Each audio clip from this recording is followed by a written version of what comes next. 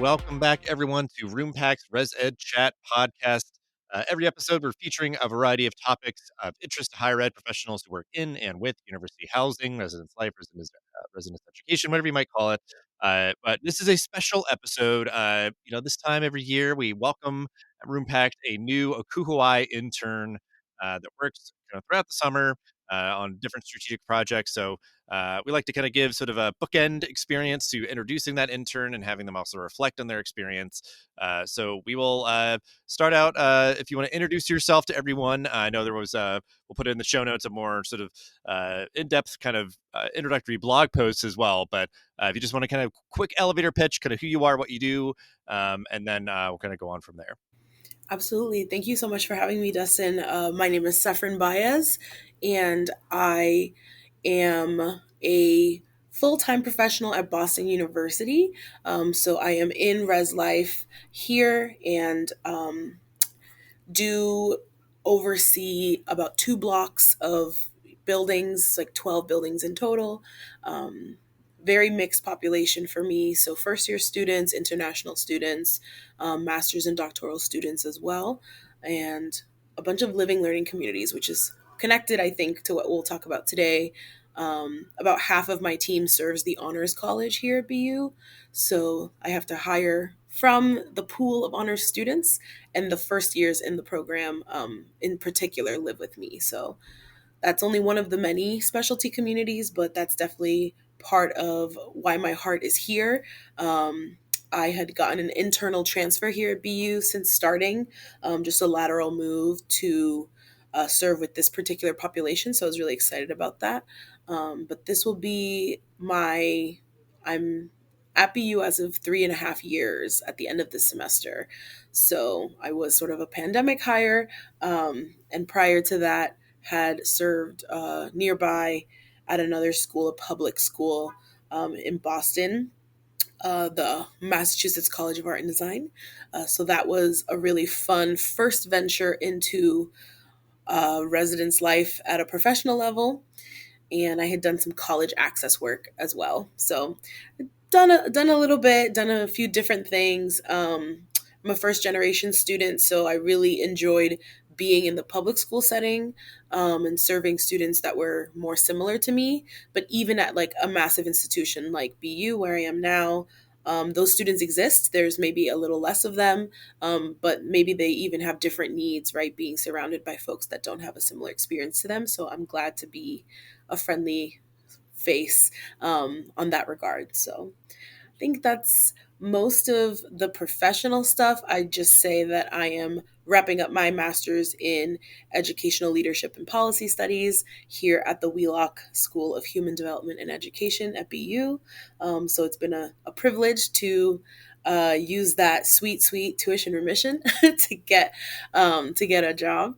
To get a diploma. And yeah, I look forward to whatever's next for me, part of which is Roompact. Right. Yeah. And I think it's really cool. I think just that journey you're on, which like I think is yeah, like obviously you just had a lot of professional experience in residence life, but wanting to kind of keep yourself busy, I guess, over the summer and perhaps, I guess, seek out a very different experience. You've already sort of had a collection of different institution types, at least, and now with this sort of more project based, remote QI internship with a company, super unique. How did you find it and what resonated with you about it? Yeah, absolutely. And I sort of touched on, my status as a 10-month employee as part of this, right? So many institutions have folks that don't need to be part of the operation for the summer. Some of the folks that work here at my institution do work all 12 months, but my particular position does not. And I like it that way. I enjoy that element because I get to find something to do that's different, maybe lean into a particular, facet of higher ed that I'm not yet working with. So I have been using the ACUHO-I platform for finding summer internships that they have every year since I've been a grad student, because the only eligibility is to be a graduate student. So I Pretty sure I'm a bit of a non-traditional candidate in that database, simply because I'm sort of in the professional sphere more securely. I'm not in between like year one and two of a grad program, which is I think what most people are their situation is when they go for that internship. Um, so I think after creating a profile, you kind of have to decide like what is it that you're looking for, because there's so many different things in there. And I think the location can be obviously a factor because most of those jobs are in person. So am I willing to travel? Am I comfortable? Sorry. Am I comfortable with? I'm going to turn my phone down. So if it rings again, you won't hear it. Am I willing to travel? Am I comfortable with the location that it is? Is it a state that I've been to? What would I be doing? Not all the internships are in residence life. Some of them are in dining, or even conference services can be slightly different.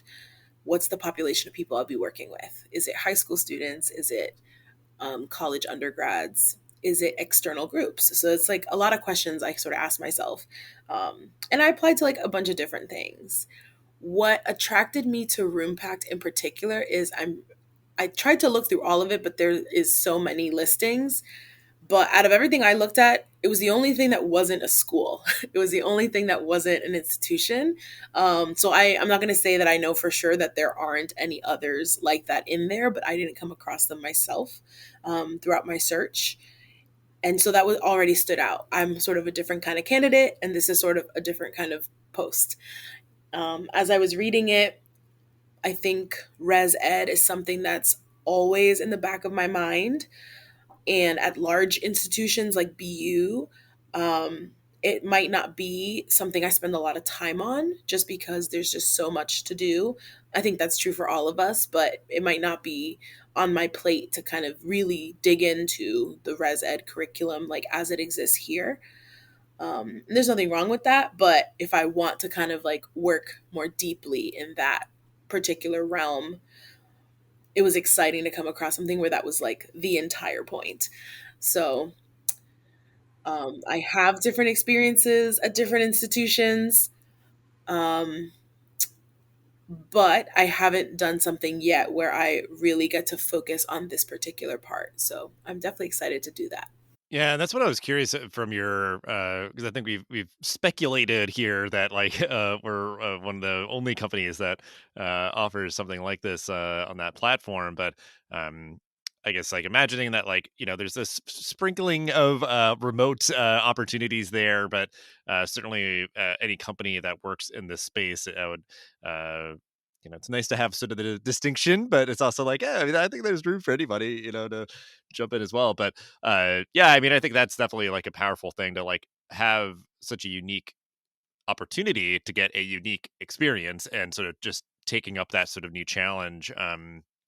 Sort of good on you for just seeking that opportunity out. And I think, yeah, like you said, like residence education and residential curriculums and things like that, like I think that ability to sort of like just deep dive on it for a bit could sort of like, really solidify that appreciation for yourself, but then try to help those others, like you kind of recognizing it's like, yeah, maybe it's just that idea we can get kind of stuck in routines, but if we all sort of are aspiring to do more, to do better, how can we try to help enable that for more of our colleagues across the country. But I guess really briefly, if you know sort of like what the projects you'll be working on, because I think again, this will be sort of a bookend. We're going to sort of have this preamble here. We'll check back in a few months when you're wrapping up the internship, but at this point, what was sort of the shape that is kind of formed, I guess, for the projects you'll be working on.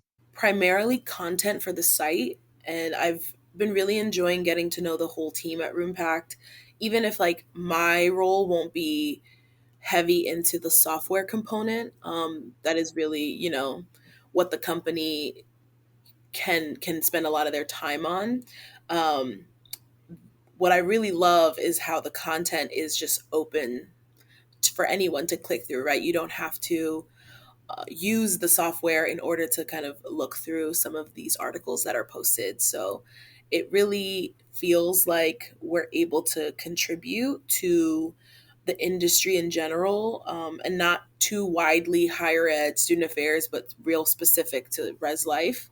And so that's an opportunity for sure where, just being dedicated, right, to what are the conversations happening, as a collective in the field, and what would be helpful for someone if they're sort of searching, for something that they need. They could find this resource online. So I'm excited.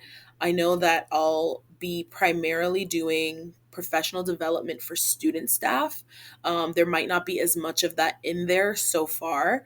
I know the other interns have done similar work and have done great work, and I get to build on what they have. But for the audience to specifically be the student staff members will kind of be a special little spin on it. Um, and beyond just professional development, like how is this job that you have, right?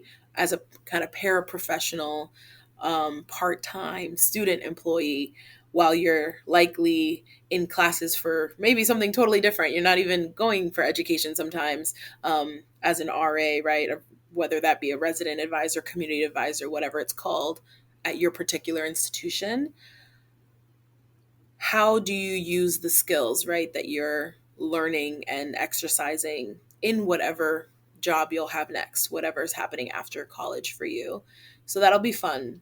Um, but then there'll also be opportunities to post sort of examples of programming, right? So if you're currently a student staff member, and you're not super familiar with event planning when you come to the job, I think for some people that can be maybe not their strong suit.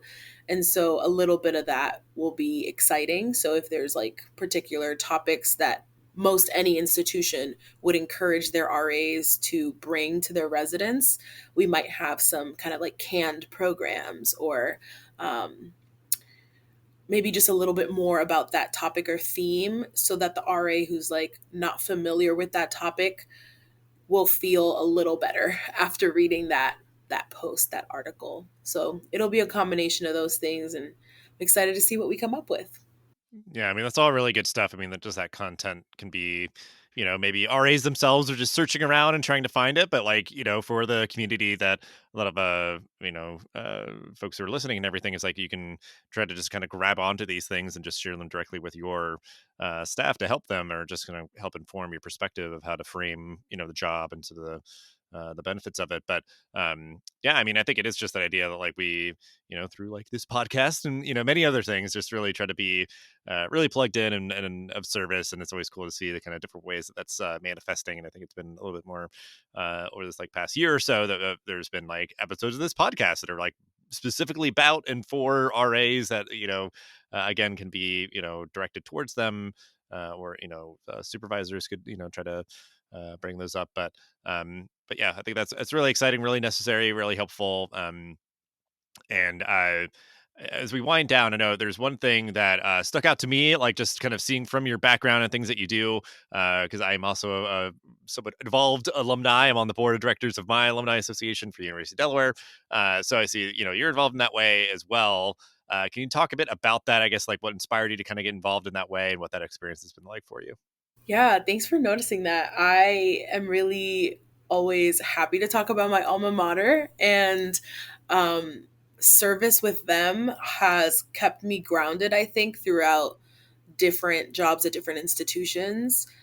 Sort of some of my core values, I think I explored those, and I still keep them with me as a professional now. But I really like started to think about this field while I was a college student. I don't think it's uncommon for those of us who end up working in higher education institutions to have been like over involved student leaders when we were in college. So that's not a surprise to anyone. But I was in my last semester when I met the director of like alumni relations at the time. And she just said, we're currently reviewing applications. I know you're barely an alum yet, like you're literally not yet an alum, but you would start in July. You should think about it. And I was just, looking into what it is they do, mostly like giving out scholarships and planning events for alumni. And I was like, this is a cool way to continue to, I guess, serve this institution. It's Fitchburg State in North Central Massachusetts. And I have really enjoyed my time there. When I started, I was the youngest person in the room. Um, Depending on each year who joins and who doesn't, I might still be sometimes. And there are folks who've been in service for 10 years, 20 years, people who graduated in the 60s, the 80s, the 2000s. And it's really fun to meet these people. And the thing we have in common, even if there's very little else, this connection to a particular institution, and for us to have started our lives, our young adulthood, in the same place, even if that place has changed over the years, is such a strong connection. It's really fun. And I haven't explored alumni work for the workplace, for me as a professional, but I've stayed connected to it as an alum myself. And I'm proud to serve for sure, both as a member for a few years and then the past 2 years as the treasurer. And there might be some fun updates in July that I don't think I'm at liberty to say yet, but maybe by the time we have our next podcast recording, I'll be able to talk about it and it'll be really exciting. Yeah, a little cliffhanger here, because yeah, I mean, it's on one hand, it's like summer feels like too short, but then it's like it's a long time, a lot can happen, and a lot to look forward to. Certainly, this unique experience that you're going to have with Roompact, and sounds like cool stuff happening with the alumni board there as well. But anything else you're looking forward to this summer personally? I don't know if you have any like fun trips or different things that are going on, or hobbies. Whatever you'd like to share, whatever you're looking forward to personally this summer. Yeah, definitely some of that alumni work. Um, I was just involved in some of those finalist interviews for the like university president at Fitchburg State. So when I was a student there was the last time we like hired a new president, and now we will have someone starting in July. So that'll be part of the updates, but not exactly the cliffhanger there. BU is also sort of in like a similar position with a new university president starting. So it's just like that summer. It's a big transition. Um, they'll be hiring a new provost here.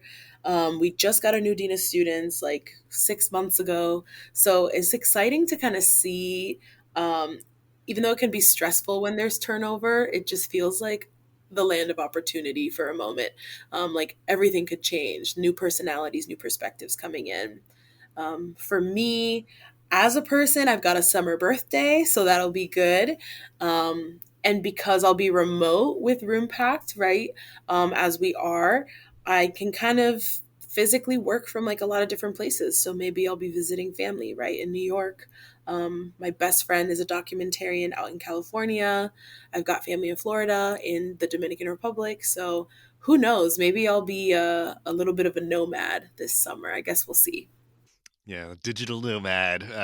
Yeah, and I mean, there's like something I have not taken enough advantage of, and I think like I've got young kids now, might not be like in the cards for like right this moment, but it's like I don't know if I'll ever really be like going back in the office full time for any like future positions and all that. Like I certainly appreciated just the lifestyle even where I am, but I think for those who are inclined towards it, the sort of digital nomad life I think is it could be really awesome. So yeah, hopefully you're able to take advantage of that in whatever extent that you are kind of willing and able to. But sounds like lots of other cool stuff and kind of transitions and yeah, new opportunities for various organizations you're working for, working with, and all that. But so we will check back in again in a couple of months. So likely around maybe like early August. That we will record and kind of get your hindsight on this summer of your experience at Roompact and everything else that we've talked about, but what ways to connect with you and kind of keep track of the work that you're doing in the description for this episode. But very excited to see what you get up to, and thanks for taking a little time to introduce yourself to the audience here. And yeah, just best of luck to you. Yeah, thanks for having me. Looking forward to the next few months.